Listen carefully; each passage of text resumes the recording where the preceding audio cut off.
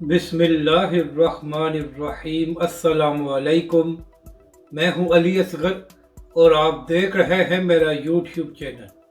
عدالت کا بڑا فیصلہ، تحریک لبیک پاکستان اور حافظ سعد حسین رضوی کی بڑی کامیابی۔ اس ویڈیو میں ہم اسی کے متعلق بات کریں گے۔ ناظرین کرام، تقریباً 16 اضلاع میں تحریک لبیک پاکستان کے مقامی رہنماؤں نے انتظامیہ کو یہ درخواست دی ہوئی تھی کہ منکرین ختم نبوت شاعر اسلام کا استعمال کر رہے ہیں، تو لہٰذا قانون کے مطابق ان کے خلاف کارروائی کی جائے، کیونکہ پاکستان کا آئین اس بات کی اجازت نہیں دیتا کہ منکرین ختم نبوت شاعر اسلام کا استعمال کر سکیں۔ تو ناظرین کرام، اس کے بعد ہونا تو یہ چاہیے تھا کہ جو لوگ پاکستان کے قانون اور آئین کی خلاف ورزی کر رہے ہیں ان کے خلاف کارروائی کی جائے، مگر ناظرین کرام، پنجاب حکومت نے تحریک لبیک پاکستان منڈی بہادری کے امیر احمد نعیم چٹھا صاحب کو گرفتار کر لیا تھا۔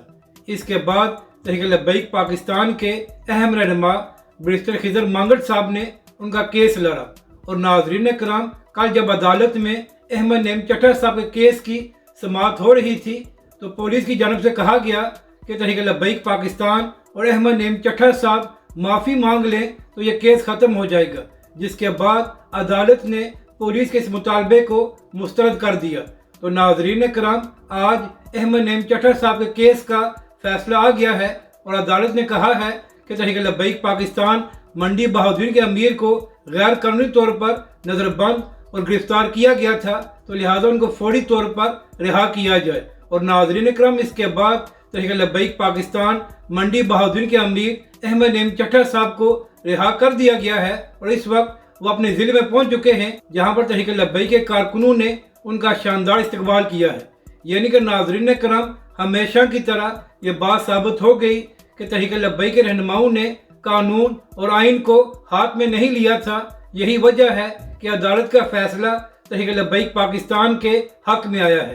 اب اس کے بعد ناظرین کرام، پنجاب کی نگران حکومت کو شرم آنی چاہیے کہ انہوں نے تحریک لبیک پاکستان کے اہم رہنما کو غیر قانونی طور پر گرفتار کیا تھا۔